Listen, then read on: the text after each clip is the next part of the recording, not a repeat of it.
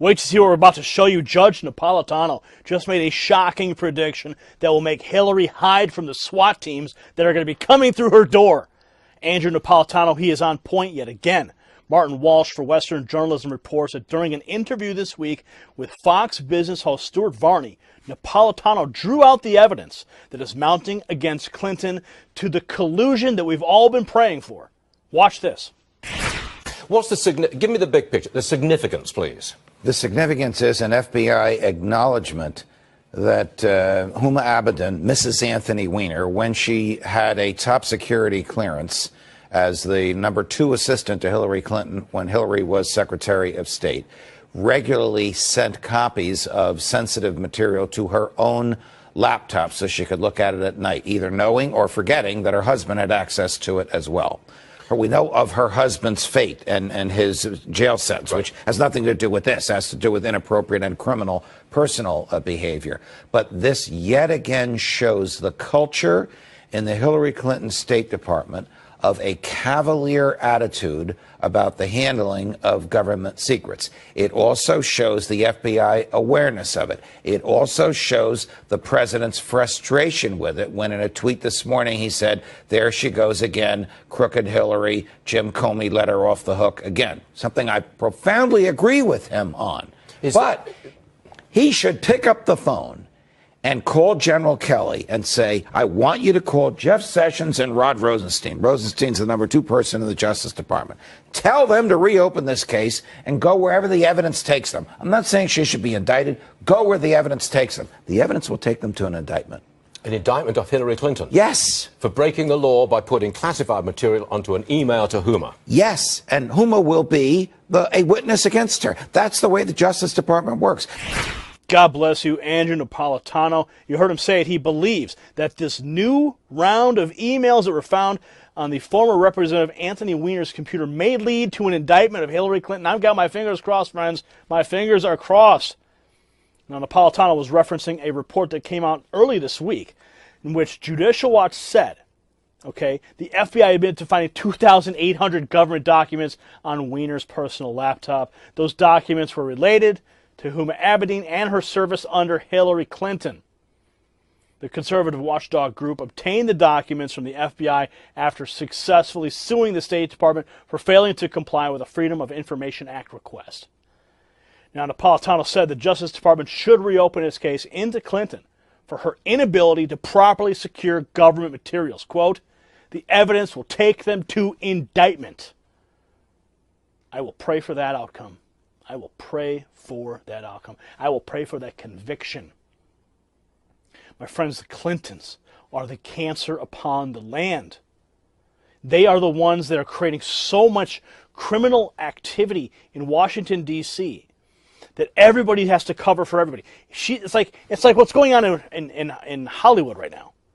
For all these years, decades and decades and decades, people have been covering for Harvey Weinstein. Why? Because he was the golden goose. He was the one bringing in all the money. He was the one hiring everybody.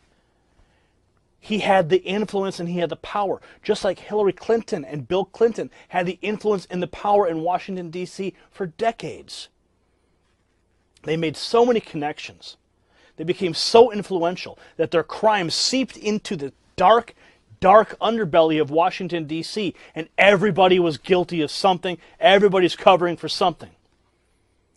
But now it is all coming out. The sins and the crimes of these absolutely evil people are being revealed by God Almighty. And we're watching it happen in real time.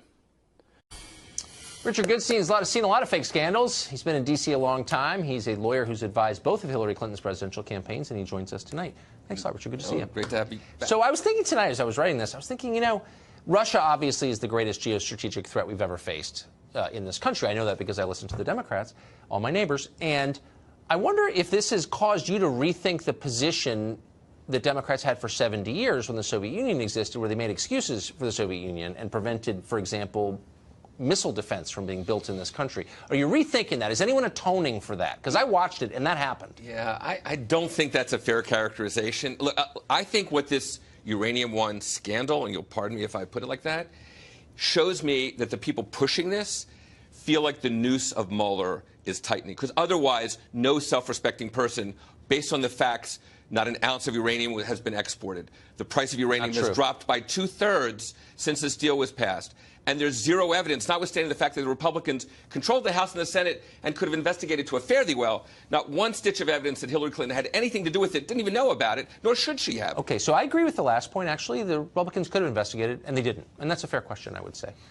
But it's hard to believe that you're going to defend that decision, signing off on the Uranium One deal, as a policy matter. Knowing what you know about Russia, was it really a good idea for the Obama administration and the Secretary of State, Hillary Clinton, to approve a deal giving the Russians control of 20% of our uranium supply? Why was that in our interest? So again, none of this will ever leave. The Nuclear Regulatory Commission keeps this from being exported. That is false. That is false. That is absolutely false. You were wrong on that. What's the evidence of that? The Nuclear Regulatory Commission has conceded that material has left Wyoming, which is where the deposits are mostly in the United States, and left this country. They have no export license. It's printed in the New York Times. Okay. That material has left. So my question is, first of all, who's surprised by that? It's the federal government. They can't keep track of anything. But why was this a good idea? Why did Hillary's office and the Obama administration sign off on giving the Russians 1/5 of our uranium?